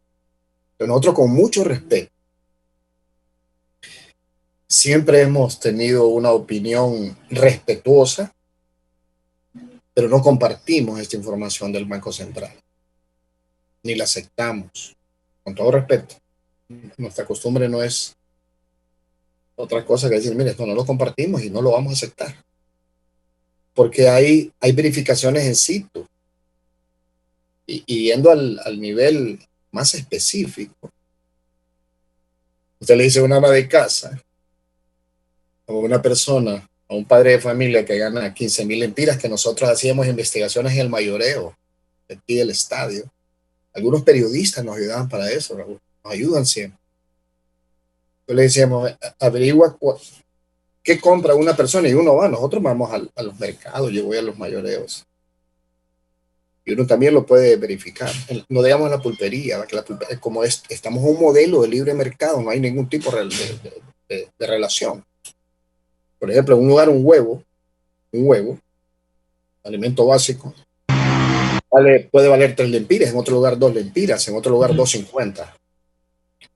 O sea, no hay una regulación específica de los productos de consumo elemental básico. O sea, como el libre mercado, imagínense, la distorsión, como dice el Papa, ¿no? Capitalismo brutal, ¿va? Que destruye, avasalla a unos y beneficia a otros, a una pequeña minoría. Eso es otro tema, ¿no? Entonces nosotros dijimos, ¿cómo es posible que el Banco Central, en el marco de la pandemia, porque la gente no tiene ingreso, no puede comprar, que ese es el tema fundamental para nosotros en el marco de la reactivación económica, y la gente no puede comprar, no hay reactivación económica. Si no, vean lo que han hecho los norteamericanos y los europeos, ponerle dinero a la gente en la bolsa, $600 semanales creo que le ponía el gobierno de los Estados Unidos a los trabajadores desplazados por el COVID a la semana. Dice el Banco Central que la inflación no pasa el 3%, 0. No recuerdo, sí, realmente inconcebible. Porque lo que hemos dicho es que la forma que utiliza el Banco Central para calcular el índice inflacionario tiene alrededor de 280 productos o rubros. Inclusive entendíamos que incluía en ese cálculo la ocupación hotelera, los viajes. Entonces nosotros hemos hecho algo sencillo. Respetamos esas cifras, son parte del análisis de las discusiones, pero nosotros siempre hemos asumido el criterio, el concepto de costo de vida, tratando de acercarnos a la realidad. Honduras solo tiene 30 productos en la canasta básica, Costa Rica tiene 52 productos alimentarios en la canasta básica. Entonces, simple y sencillamente lo que hacemos es un estado de resultado humano. Como decía Joel, una cosa es un estado de resultado de pérdidas y ganancias de una empresa que puede ser pequeña, que puede estar desconcentrada, que puede ser corporativa, de una gran empresa que tiene enormes utilidades en otras. Para llegar a un estudio a fondo, como siempre lo hemos querido y no lo hemos podido lograr. Entonces, ¿qué es un costo de vida para nosotros? Que es diferente a la inflación, a todo lo que calcula oficialmente. ¿Qué es un costo de vida? Raúl, usted agarra 6.000, ¿cuánto gana como le decía, un trabajador del sector agrícola? 6.762 lempiras. Y pueden decir, pero es que este es el problema del modelo económico que tenemos. Estos son discursos, dicen algunos, estos hablan tonteras, dicen algunos. Pero nadie nos puede decir que esto no es la realidad. Usted hace, como le decíamos una vez al cardenal en una negociación desde muchos años, que hubo un conflicto y él me dio y se logró el ajuste al salario mínimo, creo que más alto, porque la inflación era altísima. Una vez la inflación en Honduras llegó a 2 dígitos, recuerdo en qué año. Entonces agarramos 7.500 lempiras mensuales, porque esa es nuestra obligación, de acuerdo o no las otras partes. Yo le pongo 7.000 a una familia de 5 personas. Sea real o no, sea de aplicación real, no, eso es otra cosa, pero es la verdad que nosotros visualizamos. Y usted le pone, ¿cuánto tiene que gastar en alimentos? ¿Cuánto tiene que gastar en ropa? Los europeos y lo miden así. Así miden el costo de vida, así miden la situación de vida del trabajador. No por porcentajes. Un cálculo me puede dar 0% de inflación. O me puede dar 10% de inflación. Pero ese es un cálculo. Pero la realidad de una persona, la realidad humana de una persona, se mide así, en nuestro punto de vista, como lo hacen en Taiwán, como le hacen en países que han avanzado más en desarrollo humano. Por 7.500 a un trabajador de la parte agrícola y le deduzco en el estado de pérdidas humanas lo que tiene que ganar, ¿cómo queda? Entonces, por eso se llaman ajustes al salario mínimo. Ni siquiera son aumentos. Porque un aumento al salario mínimo, Raúl, significaría que yo ganara más de lo que vale la canasta básica y todos los gastos que yo necesito para vivir dignamente. Y en esa investigación que hicimos en los mercados mayores, nos dimos cuenta en muchos casos que si esta semana usted ocupaba, y nos vamos a lo más sencillo, que es lo que la gente puede entender, ocupaba 500 lempiras para comprar una cantidad de productos, la siguiente semana ocupaba 550. Y es que estamos en un modelo que lo que sube nunca baja. El principal argumento para el incremento de la canasta básica y los precios son los combustibles. Uno de los incrementos, de los elementos más... Mira, suben los combustibles, por inercia sube todo. Pero dígame cuándo bajan. Y los combustibles han llegado a precios bajísimos, inclusive en la pandemia. Entonces, esa es nuestra responsabilidad en el marco de la discusión. Ponernos no tanto en indicadores que son importantes y hay que respetarlos, sino ponerlos en un análisis estrictamente humano y social de una persona. Y no, ¿sabe qué les propusimos una vez? En estas negociaciones, que como muy bien dice Volvin, han sido, antes eso era, hace unos 10, 15 años atrás, era grave. Bueno, imagínense que estuvimos tantos años que la negociación del salario mínimo quedaba a discreción del presidente de la República. Entonces se generó una enorme mora, que es lo que estamos sufriendo ahora. Porque imagínense, a discreción del presidente, una convocatoria de negociación de salario mínimo y el mercado libre. Nadie controla precios. Imagínense que en este país, para controlar precios, hay que emitir un decreto. A la oferta y la demanda, ¿de acuerdo? Pero ¿quién habla de la capacidad? ¿Quién habla de la demanda en función del poder adquisitivo de la gente? Porque pueden comprar lo que puede comprar. Pero el que no puede comprar, ¿quién lo revisa? ¿Quién habla por él? Mire eso que está pasando en el mercado Zonal Belén. Esa es una demostración de desesperación de la gente, de no poder comprar. Y mire, todavía la gente se pronuncia y se muestra así en la calle, enseña la cara. El peligro es cuando eso no suceda. Entonces, el salario mínimo para nosotros es un derecho humano. Y estamos hablando, Raúl, de salario mínimo, vuelvo a repetir. El salario mínimo no mueve la estructura económica, la estructura salarial. Hay abogados, hay licenciados, hay economistas, hay ingenieros que tienen 10 años en una institución, en una empresa. Están ganando 12,000, 13,000 y 15,000 lempiras, que es el costo exacto de la canasta básica. Ganan para 15,000 lempiras las asociaciones de consumidores que lo hacen muy bien. Gloria Pérez, otros compañeros. Esa lucha. Como hace un trabajador, repito, independientemente de los números de las estadísticas, que ganan 7,000, 8,000 lempiras mensuales. Ahí se viene, eso deriva en los niveles de pobreza. ¿De qué sirve que tengamos una inflación baja, calculada, manejada? Que hay un crecimiento nacional del país que ha llegado inclusive en algunos casos a 4%. Si tenemos el 65% de la gente ganando menos de $1 diario. Cuando decimos ganando, porque el salario mínimo lo lleva a hacer estos análisis sociales, menos de $1 diario.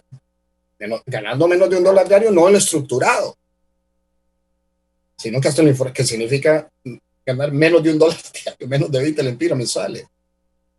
Estas discusiones, como muy bien dice Volvin, nos llevan a este nivel de reflexiones.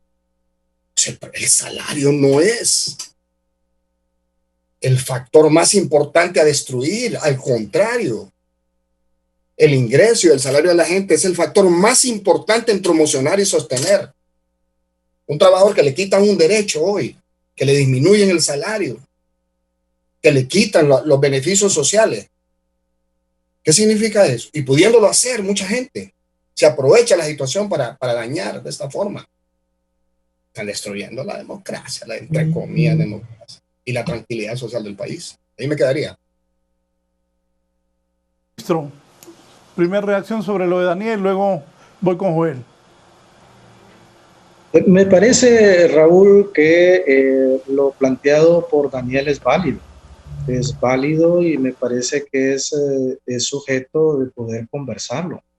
Si bien es cierto, hoy tenemos una ley del salario mínimo que nos dice cuáles son los procedimientos a seguir y nos envía a utilizar las cifras que emite el Banco Central y también las cifras que emite el Instituto Nacional de Estadística. Y son justamente los parámetros oficiales los que se utilizan al momento de iniciar un proceso de negociación. Pero este planteamiento que Daniel hace es válido, podemos conversarlo. En otros países utilizan mecanismos de fijación del salario mínimo muy distintos, ¿verdad? Si bien es cierto, nuestro marco legal nos dice hoy cuál es el proceso, lo cierto es que, y como ya lo hemos demostrado en el pasado, conversando hasta reformas en leyes se pueden hacer. O sea, es una cuestión de poder sentarnos, conversar, aprovechar ese espacio de diálogo que tenemos en el CES, donde hemos hecho muchas cosas por este país de forma tripartita. Este puede ser un tema de conversación, Raúl, que puede ser sujeto a ser abordado en el CES. O sea que lo veo de alguna manera como parte de insumo que puede tener un posible conversatorio en el marco del Consejo Económico y Social. Sí, Joel, ¿usted qué piensa? Bueno, yo creo que es importante que nos sentemos y conversemos. Lo que sí debe tener plena convicción o el ministro es que nosotros también vamos a ir a escuchar con mucha atención a los empresarios. Siempre el ministerio hace una presentación, incluso con comparación de salarios mínimos de la región. Nosotros también vamos a llevar nuestras propias presentaciones con argumentos técnicos en base a las realidades. Y bien decía Daniel, no compartimos algunas cifras que nos dan de manera oficial en el Banco Central, porque la realidad cuando se va al mercado o a la pulpería es otra. Y lo otro es que también debemos de tener una exigencia para que esa Fiscalía de Protección al Consumidor realmente proteja al pueblo, proteja al consumidor, porque sentimos que hay abusos en ese sentido. El salario mínimo al final se ve pequeñísimo en comparación al alza que sufren los productos de la canasta básica, y creo que ahí entonces habría que tener algún grado de comunicación con esa Fiscalía para que nos ayude a proteger al pueblo hondureño de manera que no hayan abusos en el aumento de los productos de la canasta básica, esos que son fundamentales para poder tener alimentos en la mesa, pues, porque ahora vamos a llegar a un momento que, por ejemplo, la carne dibujada la vamos a tener que hacer en algún plato porque ya va a ser difícil que la gente la compre, ¿va? Y vea, nosotros hemos sido coherentes en lo que decimos con lo que hacemos en la mesa, hemos sido de mucho respeto. Igual consideramos que el ministro Olvin es una persona comprometida con su trabajo y es un profesional. Y estamos seguros que va a presentar las cosas tal y como se están viviendo en la realidad. Fíjate que yo le decía al inicio, un 5% fue el aumento del salario mínimo de manera general en las empresas que tienen de 1 a 10 trabajadores, las que tienen de 11 a 50 igual un 5%, de 51 a 150 se les aumentó para este año 2020 un 6.75%, y a la gran empresa que es de 151 en adelante se le aumentó un 7% para este año. Y claro, se negoció para el 2019 y el 2020. Ahora el salario mínimo nos convoca que cada año debemos de sentarnos y bien o mal, pero se negoció para 2 años el último negociación. Miremos a ver qué pasa. Sí entendemos que hay una fuerte presión del sector empresarial porque no desconocemos que la micro y la pequeña empresa sí ha tenido enormes pérdidas por los cierres de los negocios, por la pandemia, ¿verdad? Pero que también los trabajadores de esa micro y pequeña empresa siguen desempleados, siguen suspendidos, e incluso trabajadores de la gran empresa siguen suspendidos, y le repito, al haber hecho un decreto que era de forma voluntaria, ni siquiera les dieron los empresarios los 2.500 que les correspondía, y al no sumarse a esa iniciativa que tenían que hacerla a través del ministerio, tampoco el gobierno pudo acompañar a estos trabajadores con el depósito del bono solidario de los 3.500 lempiras. Creo que allí faltó un poco de solidaridad, porque no se puede dejar desprotegido totalmente a los trabajadores que fueron suspendidos, y les repito, por eso se tiene que hacer negociación del salario mínimo, porque la inflación ha estado a la orden del día, porque el aumento de los productos de la canasta básica también ha aumentado, y porque además, si dejamos de hacerlo, los trabajadores que ganan simplemente el salario mínimo van a tener repercusiones serias en sus familias. Y vea, en la negociación pasada nos dijo el Ministerio del Trabajo que para poder hacerle frente a los productos de la canasta básica había que ganar 13.000 lempiras. Otras personas, otros economistas independientes nos decían que había que tener un ingreso de 15.000 lempiras para sostener una familia de 4 integrantes. Y el ministerio nos dijo que eran 13.000 lempiras, teníamos eso. Pero asumíamos que iban a trabajar 2. El problema es que ahora yo creo que ni uno está trabajando en las familias, y por eso tiene que andar en el emprendedurismo, vendiendo las lichas que yo les repetí hace poco, o vendiendo fruta, para poder hacer frente a las familias. Pero ¿cuánto gana? Y usted mira, Raúl, y nosotros ya hemos comprobado en San Pedro Sula, por ejemplo, que hay muchísima gente vendiendo en las aceras. Fíjese que ni eso es de los propios trabajadores. Los empresarios han buscado otra forma. Tienen sus tiendas adentro y buscan una persona que saque a vender allá afuera a la acera sus productos, y le pagan diario, o un porcentaje ni siquiera es de ellos en muchos casos. Entonces yo creo que estamos abiertos a escuchar, abiertos a sentarnos de manera civilizada y a buscar avenidas de entendimiento, pero que también nos comprendan que los trabajadores hemos sido los más afectados en este tiempo de pandemia. Así que, ministro, nosotros estamos tranquilos, estamos sabiendo de que vamos a ir a una mesa de manera civilizada, que vamos a llevar nuestras propias argumentaciones técnicas, y ahí pues tendremos que llegar a un acuerdo de una u otra manera. Ministro, escuchando a Joel y a don Daniel, para que me va a responder lo que ellos han opinado, pero también quiero saber qué han platicado con la empresa privada, el sector gobierno y usted como ministro del Trabajo. Sí, las conversaciones justamente están yendo por este mismo rumbo en el cual estamos conversando con los líderes de los trabajadores el día de hoy. Es evidente que también ellos ven una afectación muy acentuada en las empresas. También están haciendo sus análisis correspondientes, ¿verdad? Como debe de ser, y también han expresado esa postura de madurez para poder llegar a una mesa a conversar. Es justamente en donde se encuentran ahora. De la misma forma, nosotros como sector gobierno hacemos los estudios correspondientes, porque queremos llegar a un lugar, a una mesa de negociación con valores transparentes, con valores reales. Claro que nosotros hacemos uso de los valores oficiales y son los que llevamos a la mesa. Pero puntualmente los líderes empresariales ven en efecto el impacto negativo en las empresas, y de alguna manera están tratando de verificar cuáles serían las posturas que ellos llevarían en el mes de diciembre. Entonces, al igual que el sector trabajador, ambos están por la misma ruta para poder llegar en este punto. También quisiera detenerme aquí un momento, Raúl, y poder comentarle, me parece que la madurez política y el compromiso de los líderes se evidencia con estas conversaciones, y hemos escuchado aquí, así como a don Daniel y a Joel, a hablar sobre ese compromiso de poder llegar a las mesas de conversación. Independiente del problema, independiente del desafío, que es muy fuerte y que es muy acentuado para diciembre, vemos ese compromiso de poder sentarnos y conversar. esa primera intención de querer llegar a un espacio de conversación nos permite iniciar el proceso de una solución, y eso es aplaudible.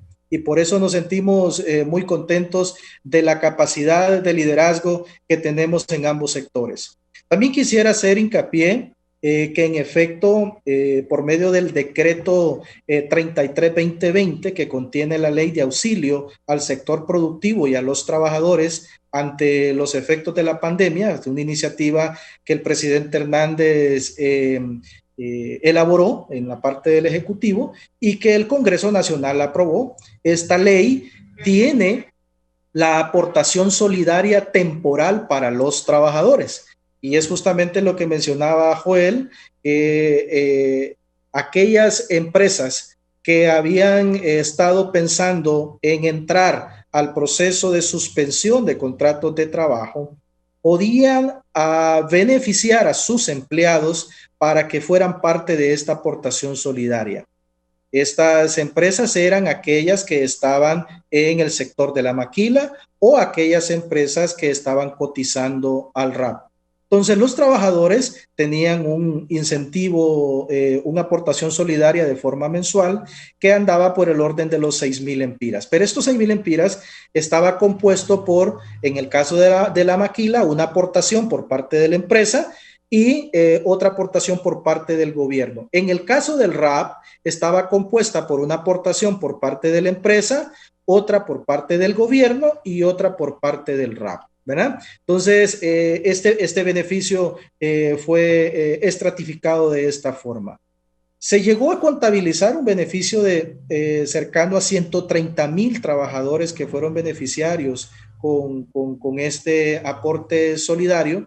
El primer mes que se empezó a otorgar este beneficio, se contabiliza esa cantidad, pero luego a medida que la economía se fue aperturando, muchas de las empresas que habían sometido a este incentivo a sus trabajadores empezaron a reportar que activaron de nuevo y estaban llamando a los trabajadores para regresar a sus puestos de trabajo. Eso significa que al segundo mes de otorgar esta aportación solidaria ya no eran 130,000, sino que iba disminuyendo. Pero eso nos daba una tendencia de que la iniciativa en algún momento dio resultado, pero que, como muy bien lo dice Joel, todo proceso es sujeto de mejora, todo proceso a veces presenta algunas inconsistencias. Nosotros los hemos evaluado y en aquellos casos donde amerita acentuar una solución, lo hemos hecho. Pero esta es la iniciativa que hemos tenido de parte del Poder Ejecutivo, liderado por el presidente Hernández, el cual ha venido a impactar positivamente en estos trabajadores que fueron beneficiarios del mismo. Pero en efecto, Raúl, me parece que lo planteado tanto por Joel como por Daniel son posturas que de alguna manera son válidas, que son sujetas, repito, de poder sentarnos y conversar. Me parece que es la ruta adecuada para poder buscarle algún tipo de solución ante estos planteamientos. Porque de la misma manera, como hoy escuchamos muy responsable las propuestas o situaciones muy válidas de parte del sector trabajador, también las hay por parte del sector privado. También existen algunas posturas que de alguna manera son importantes poder escucharlas. Y es ahí donde está el arte de poder sentar a estos dos liderazgos y sentarnos en una mesa a poder conversar en ese marco del profesionalismo, del respeto, pero sobre todo de la responsabilidad que ha caracterizado estos dos sectores en los últimos años y que ha permitido llegar a consensos muy importantes. Entonces, creo que tenemos un desafío por delante, un enorme desafío, eso sí hay que aceptarlo. La emergencia nacional nos trae enormes desafíos, no solo para la clase trabajadora, para los empresarios, sino también para el gobierno. O sea, nosotros también debemos de asumir nuestro compromiso y nos trae desafíos enormes. Pero son esos desafíos los que al final en una mesa de trabajo nos va a permitir poder acercar las posturas para encontrar una solución ante los planteamientos válidos que se han realizado esta mañana, Raúl. Quiero agradecer a don Daniel Durón, secretario general de la Central General de Trabajadores, su participación esta mañana. Daniel, ¿cuál es el salario mínimo ideal para un trabajador hondureño? Usted como secretario de la Central General de Trabajadores, con tantos años de lucha en el sector trabajador y de participar como verdadero conocedor del manejo de estas negociaciones trabajadores, gobierno y empresa privada, y también sus conclusiones generales y no sé si alguna consulta final para el señor ministro Olvin Villalobos. Daniel. Gracias, Raúl.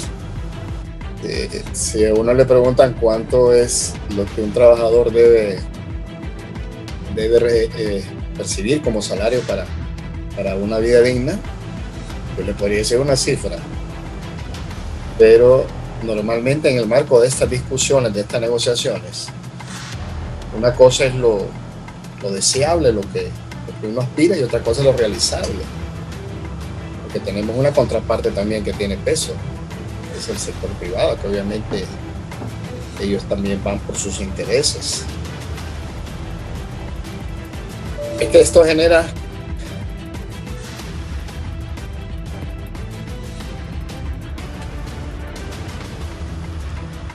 ¿Qué pasó, Eddie?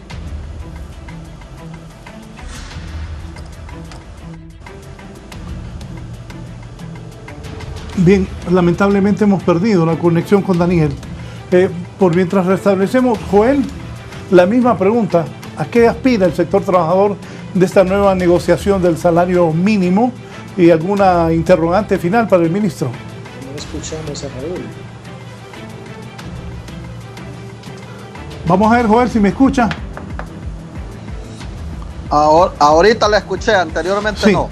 Le decía que vamos a ver si restablecemos la comunicación con Daniel.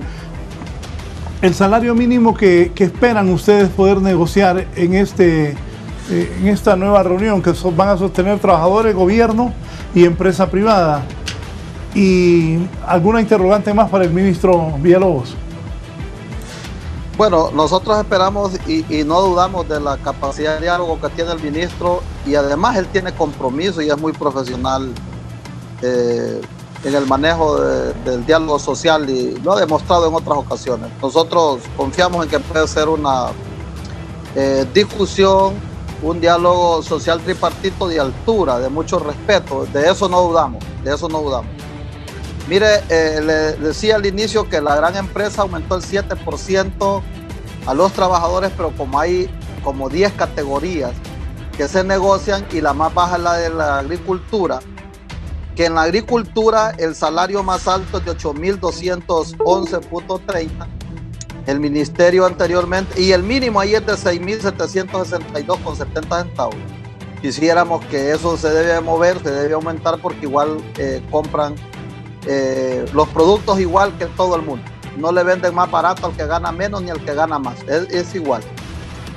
Y el ministerio en la negociación anterior nos decía que para poder hacer frente a una familia de 4 personas, y yo lo dije en el segmento anterior, debe ganar 13.000 lempiras, pero asumíamos que iban a trabajar 2 con estos 6.000 para llegar a los 13.000.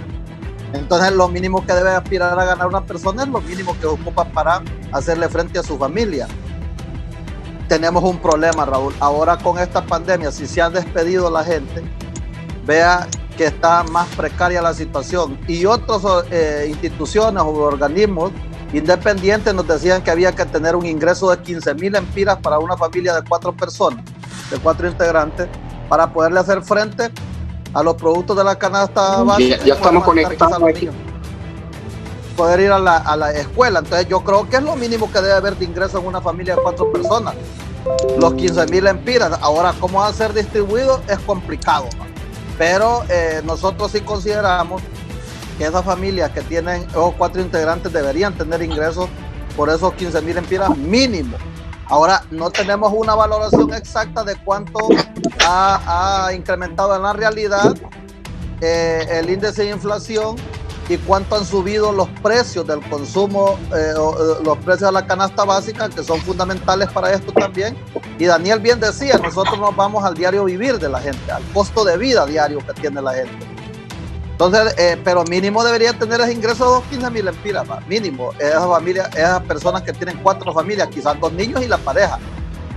El problema es que ahora si trabajaban 2, ya ni siquiera está trabajando 1 de repente.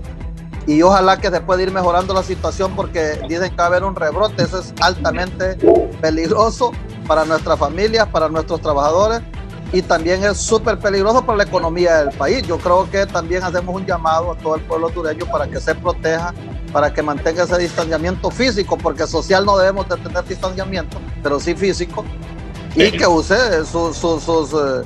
su mascarilla al menos para poder hacerle frente. Y el llamado a las empresas también para que hagan ese compromiso de darle los insumos de bioseguridad, los equipos a los trabajadores, y que se evite el contagio que se ha dado producto de que a veces no tienen todos los equipos de bioseguridad y los trabajadores no les ajusta para comprarlos. Ahí hay que hacer con las empresas un llamado para que haga eso. Le repito, Raúl, debe haber un ingreso de 15,000 lempiras en una familia que son 4 personas. Muchas gracias a Joel Almendares, secretario de la CUT, por su participación esta mañana. Restablecimos comunicación con Daniel. Daniel hasta se rió cuando le pregunté cuánto se puede aspirar a que sea el nuevo salario mínimo. Sí. Daniel. Sí, si usted le pregunta a Raúl, una ama de casa, una familia, puede ser más arriba. Fernando. Puede ser más arriba, para una vida digna de 15,000 lempiras. Mira, ayer lo dejó él. Debiese ser lo mismo. Debiese ser lo que el costo real de una vida digna de una persona debiese tener como ingreso mínimo para su vivir. Y yo quisiera, Raúl, terminar diciendo que por ejemplo, hay casos aquí que son paradójicos realmente. El Congreso Nacional de la República aprueba un presupuesto y el presupuesto le agregan ahí unas disposiciones que dicen la no movilidad de los salarios de los trabajadores en el sector público, y por otro lado reconocen oficialmente la inflación en el país. O sea, son contradicciones enormes. Honduras, termino aquí, Raúl, en esta situación de crisis, de dificultades post pandemia, si no reorienta, si no redirecciona sus fondos, sus recursos, su presupuesto en función de lo social, esta crisis va a durar muchísimo tiempo. Toda reactivación económica, de cualquier tipo que se llame la reactivación, de cualquier nombre que le puedan poner, si no pasa por la reactivación social, el país se puede complicar políticamente, democráticamente, como ustedes lo puedan llamar. La reactivación pasa fundamentalmente por lo social. De lo contrario, la situación se nos puede profundizar aún más de lo que tenemos. Gracias, Raúl. Gracias a Daniel Durón, el secretario de la Central General de Trabajadores, hombre con vasta experiencia en estos temas y de muchas luchas con el sector trabajador del país. Ministro Joel Almendares, gracias por participar. Sus comentarios finales, tanto por lo dicho por Daniel como por Joel, y qué esperar de estas nuevas negociaciones, la expectativa que puede tener el empresariado, los trabajadores y ustedes como gobierno. Ministro. Muchas gracias, Raúl. No, es evidente que nos espera un enorme desafío por donde lo podamos observar. Las cifras económicas del país, muchos de las cifras hemos visto que han entrado en una etapa negativa. Esto nos obliga a poder plantear las cifras reales para poder conversar en el marco de la realidad, de nuestra nueva realidad, como impacto de esta emergencia nacional. Entonces tenemos un desafío muy fuerte. Si bien es cierto, el 2018 se pactó un salario mínimo que en los valores muy bajos fue de 6.700 lempiras, que eso estaba situado, como muy bien dijo Joel, en el rubro de la agricultura, y situó un valor el máximo, que era de 12.200 lempiras, que era el máximo que estaba situado en el rubro financiero. Esos fueron como los parámetros desde el valor mínimo al máximo de lo que se pactó en el marco del salario mínimo en el 2018. Hoy estos valores son sujetos de revisión en esta nueva negociación en diciembre, que dicho sea de paso tendrá que sustentarse como la ley lo establece y en el marco jurídico que nos indica que hay una ley del salario mínimo y nos manda a escuchar los datos oficiales que emite el Banco Central y lo que emite el INE. Entonces tenemos un enorme desafío. Creo que el compromiso y la responsabilidad que caracteriza a los sectores está evidenciado para poder llegar a conversar de una manera muy responsable. Y nos espera de forma tripartita llegar a consensos en medio de esta situación que no es tan fácil, Raúl. Pero lo bueno es que podemos aprender de lo que ha sucedido en el pasado. Hemos visto que en el año 98 estuvimos casi con esta misma situación. Los líderes en aquel entonces, la historia registra cuál fue el resultado de esas conversaciones. Hoy estamos llegando a una emergencia quizá con dimensiones muy superiores a lo que se vivió en aquel tiempo. Por eso el desafío es más fuerte y nos obliga de manera muy responsable que los sectores vayamos a conversar con cifras reales, con los valores actualizados para poder encontrar un punto coincidente que nos permita dar la buena noticia de que hemos llegado a un consenso entre las partes. Entonces, hacia eso aspiramos, Raúl. Nosotros, de parte del Ejecutivo, estamos orientando nuestros equipos de trabajo para que hagamos lo mejor posible, para que ambos sectores pudiésemos llegar a un acuerdo, que es lo que siempre hemos realizado en los últimos años y es lo que siempre aspiramos, que producto del diálogo encontremos soluciones ante en este caso, los desafíos planteados. Así es que, de nuevo, muy contento, Raúl, muy agradecido por permitirme conversar con ustedes en esta mañana. Y estamos en esta Secretaría de Estado atentos para poder conversar con ustedes en el momento que ustedes lo estimen conveniente. Muchas gracias al ministro Olvin Villalobos por su participación esta mañana en la entrevista. Sin duda, la negociación de este salario mínimo despierta expectativas grandes para el sector trabajador.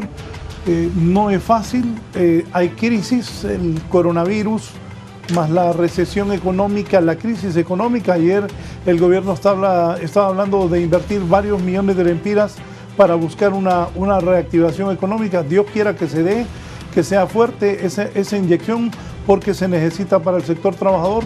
Comprendemos a la empresa privada también, pero debe existir un balance y el gobierno será fundamental en eso para que lleguen a acuerdos que beneficien al país entero, porque no podemos desconocer el gran problema que estamos viviendo luego de esta pandemia, el enorme desempleo que hay, las suspensiones temporales que todavía se mantienen y las dudas que hay sobre el futuro del 2021. Gracias a mis tres invitados de esta mañana. Voy ahora a informar que lamentablemente un destacado abogado y exfiscal general del Estado, Ovidio Navarro, ha fallecido. Voy con los detalles. ¿Qué pasó con el abogado Ovidio Navarro? Fernando Arteaga.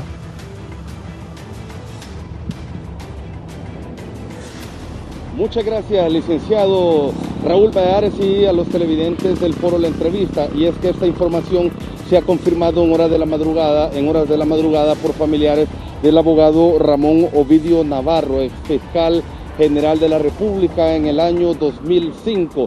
Y es que, según se ha conocido, debido a su avanzada edad y por causas naturales, él ha perdido la vida aquí en la capital de la República. Hasta los momentos son algunos de los detalles que se conocen, y también se ha dado a conocer, licenciado, que a eso de la 1 de la tarde de este día se estará realizando una misa de cuerpo presente para posteriormente realizar el entierro y que se pueda también dar cristiana sepultura a los restos mortales del abogado Ramón Ovidio Navarro, quien fue exfiscal general de la República en el año 2005, en la administración precisamente del expresidente de la República, Ricardo Maduro. Hasta el momento son los únicos detalles que se conocen y esto se ha dado aquí en la capital de la República, según se informaba por parte de familiares que debido a causas naturales ha perdido la vida el abogado Ramón Ovidio Navarro. Por supuesto, en emisiones de 11 Noticias nosotros estaremos ampliando detalles y también nuestra solidaridad a su familia y también nuestras muestras de pesar ante este deceso. Así que con este contacto, licenciado, retornamos con usted al estudio. Bien, nos unimos a las muestras de pesar para la familia del abogado Ramón Ovidio Navarro, con quien tuve la oportunidad de dialogar, de compartir en varias ocasiones, producto de la profesión de ambos, también cuando él fungió como fiscal general de la República. Que descanse en paz el abogado Ramón Ovidio Navarro. Nos vamos al norte del país. Cerramos con Shirley Martínez. El coronavirus sigue infectando hondureños, sigue matando hondureños. Aunque el dengue está recién tomando fuerza de nuevo, en los últimos años el dengue ha matado muchos compatriotas. Sobre esto, sobre coronavirus y dengue en el norte del país, cerramos con la periodista Shirley Martínez. Shirley, adelante. Gracias, licenciado Valladares e invitados del foro La Entrevista, específicamente luego de que Cortés en años anteriores se colocara en las primeras listas por dengue. En esta ocasión en el territorio nacional Olancho y El Paraíso son los que la enlistan. Me acompaña el doctor Diógenes Chávez de la región sanitaria de Cortés para que nos amplíe con respecto al comportamiento de los ciudadanos que ha colaborado para que el dengue no se convierta en una epidemia. Buenos días. Buenos días, muchas gracias. Un saludo a toda la teleaudiencia, Canal 11, un saludo al licenciado Valladares en el estudio. La verdad es que sí, es muy buena noticia para la región departamental de Cortés el hecho de anunciar que para la semana epidemiológica número 40, hasta el momento tenemos 1.752 casos. Viendo esto porque el año anterior justamente teníamos más de 22.000 casos. Sin embargo, queremos aclarar de que nosotros no bajamos los brazos y seguimos trabajando con la misma intensidad. En virtud de que ahorita ya comenzaron las lluvias y con las lluvias pues realmente los criaderos aumentan y los casos de dengue aumentan. Es por eso que nosotros seguimos trabajando de manera intensa, haciéndole ver a la población que la mejor herramienta que tenemos es la prevención. En este caso, la eliminación de criaderos es sumamente importante, como también es importante la técnica de la untadita, que es tan barata, tan fácil de aplicarla, pero de un impacto muy positivo. Como también el hecho de que por favor apliquen, deben de tener en casa, en su botiquín, un repelente para poder aplicarle a sus niños o niñas y que ellos puedan salir a jugar con la confianza de que no sean picadas por el zancudo. Y la otra cuestión importante es buscar ayuda médica temprana. No esperemos a estar con varios días con síntomas para buscar ayuda médica a la unidad de salud más cercana y por favor, aquí quiero recalcar, evitemos la automedicación.